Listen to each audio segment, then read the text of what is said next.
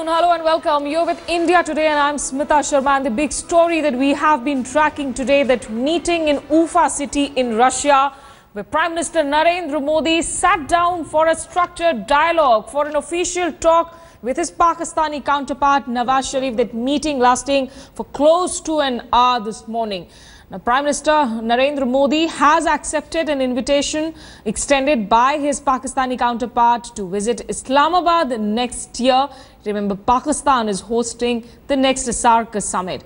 Pakistan has also given in to long-standing demands to expedite the 2611 trial. They say that they will provide all information as well as voice samples, something that India has been asking for very long time, but something which even their courts had blocked. Now, another breakthrough, both the national security advisors are also expected to meet in Delhi soon on terror. So, Prime Minister Narendra Modi did raise the issue of bail given to 2611 terrorist Zakir Rahman Lakhvi with his counterpart Nawaz Sharif. In that hour-long meeting, the two leaders held that discussion along the sidelines of the Shanghai Cooperation Organization summit in Russia, where, remember, both the countries are also observer states and they are expecting that full membership announcement today. Now, this meeting between Narendra Modi and Sharif is 8 months after they last met during the SAARC summit in Kathmandu, where they did not hold any official talk as such. But Prime Minister Modi raised the issue of Pakistan-backed terrorism and the constant ceasefire violations by the Pakistan Rangers. The slow pace of trials in the 2611 terror attack was also raised, and the point that was made by Mr. Narendra Modi that was we need to, of course, move forward when it comes to trust building, and Mumbai attacks remains crucial to that. The Pakistani side did raise the Kashmir issue, though that joint statement that was issued and was actually an audio joint statement of ways, because it was read out by both the foreign secretaries, S. Jaishankar on the Indian side and Aizaz Chaudhry on the Pakistani side. Let's listen in to what was the content of the joint statement. Agreed joint statement reads as follows.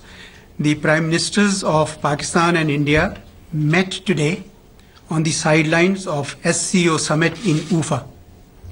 The meeting was held in a cordial atmosphere. The two leaders exchanged views on issues of bilateral and regional interest. They agreed that India and Pakistan have a collective responsibility to ensure peace and promote development. To do so, they are prepared to discuss all outstanding issues.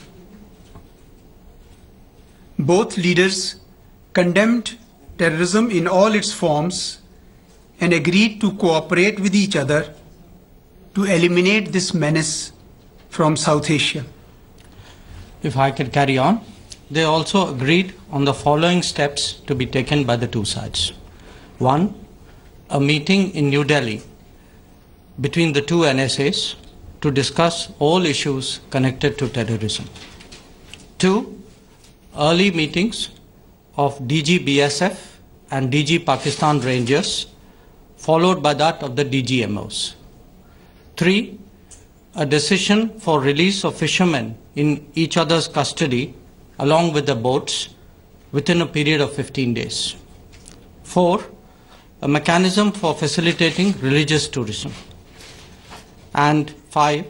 Both sides agreed to discuss ways and means to expedite the Mumbai case trial, including additional information like providing voice samples.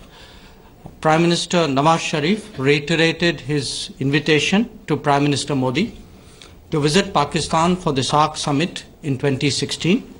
Prime Minister Modi accepted that invitation. Thank you very much. Okay, so the key takeaways there, of course, are that the two sides agreed that they will expedite the Mumbai trials. Remember, it's not really seen before that the two foreign secretaries, in a way, sit down and read through a joint statement together, not taking any questions. So this wasn't really a press conference. But Prime Minister Narendra Modi has accepted that invitation extended by Nawaz Sharif to visit Islamabad for the SAARC summit, which is to be hosted by Islamabad later in 2016.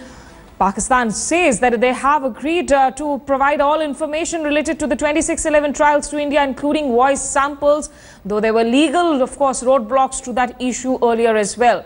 And both the national security advisors of India and Pakistan have been asked to meet in Delhi soon, specifically to discuss issues of terrorism.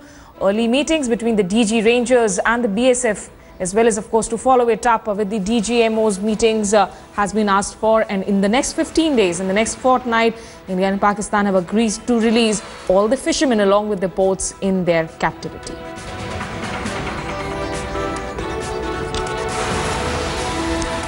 Okay, so joining me in the studio now is we have some special guests here. Of course, Ambassador Parthasarathi Ji. Parthasarathi, who has also been a former ambassador to Pakistan, is in the studio with me. Our consulting editor Rajdeep Sardesai and group editorial director of India Today Publishing Raj Chengappa is also in the studio. Ambassador, to begin with you, would you say that this is an upgradation when it comes to talking terrorism? Because earlier we've seen an anti-terror mechanism, you've had the foreign secretaries interact, now you're talking about the two NSAs meeting. Look, I think I was with Rajdeep and Raj. It's certainly gone beyond my expectations. I'm quite pleased with it.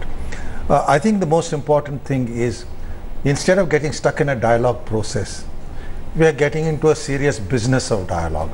When NSAs meet, it is a serious business of dialogue.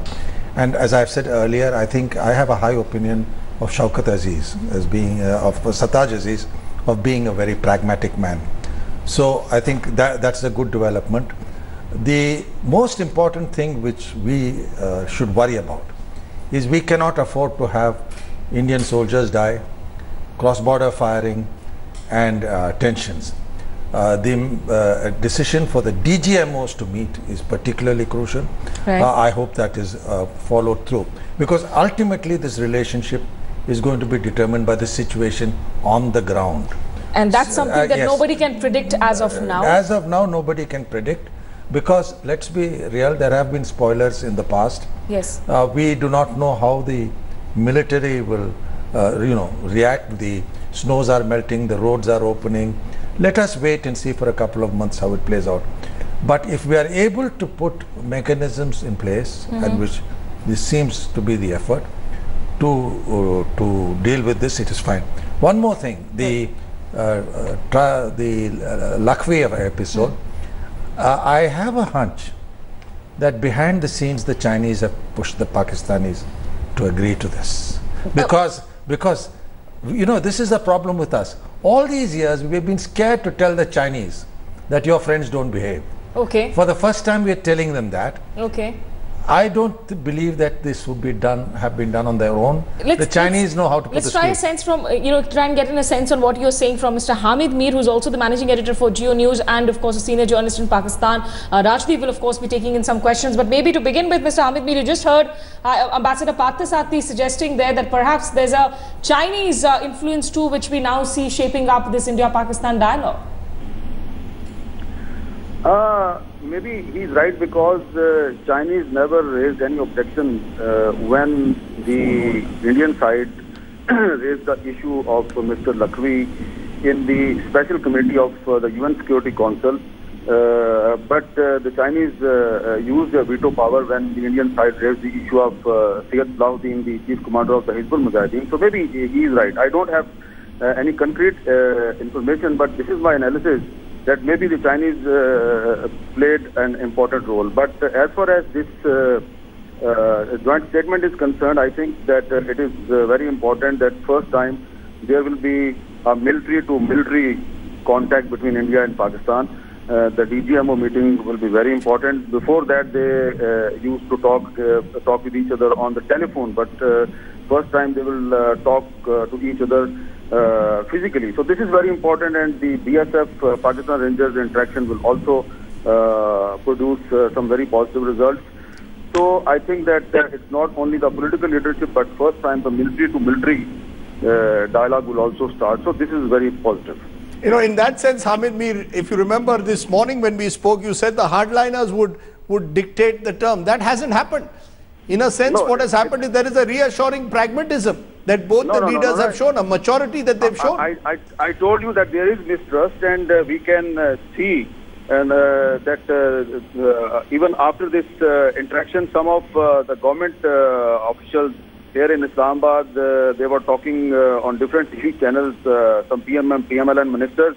They are claiming that this is our victory, and Indian side is claiming that this is their victory. We should not get into this debate, but definitely we should accept. But Hamid, let's be clear. If Mr. Parthasarathi is saying that the Chinese played some important role, and I never rejected his claim, you should also accept that the Americans also played some important role. So these leaders, they met each other today in Russia, maybe on the pressure of the foreign forces.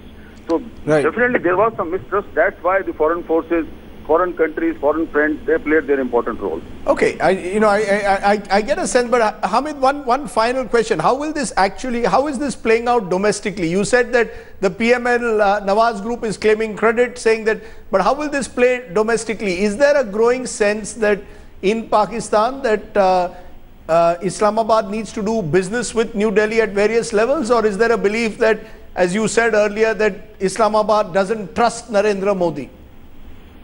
I still maintain my previous stance, despite all this important development, despite the presence of some good words in this joint statement. I still think that Mr. Nawaz Sharif cannot move easily in the right direction, because there is a lot of mistrust about Mr. Modi in Pakistan. This time it's not only the opposition parties who have their objections on Mr. Modi. Nawaz Sharif himself, I think he don't trust Modi. So it's good that Chinese and Americans, they played some important role.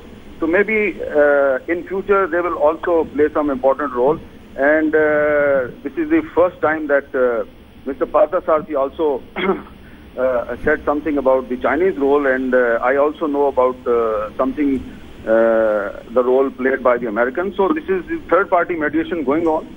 It's good. It's not mediation. It's encouragement. Yeah, but Mr. Mir, before we let you go, just a technical clarification. So long, for the longest time, the UPA government kept on asking for those voice samples in the Mumbai terror attacks. Now there seems to be an agreement to that effect, that you will provide all information. While, legal arguments have been used by Pakistan all this while. What has changed? How does it play out now? It means that the doubts raised about the intentions of Nawaz Sharif from some of the Indian friends, these doubts were baseless. So Nawaz Sharif is always, he was always ready to cooperate on Mumbai case, and I think that, and you should know, I was telling some of your friends... So are you saying that the previous government was not willing to cooperate on the Mumbai trials, that it's Mr. Nawaz Sharif who's changing things around? They are enemies of Nawaz Sharif, so why should Nawaz Sharif protect them?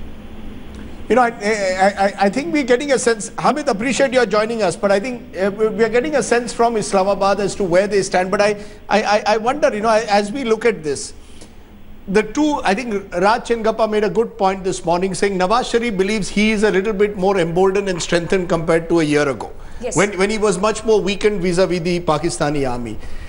With Narendra Modi ji, again in the last 1 year, there's a sense that he has grown a little bit in the context of foreign policy. He's traveled the world, he's got a greater sense of confidence vis-a-vis the United States. He's reached out to the Chinese leadership.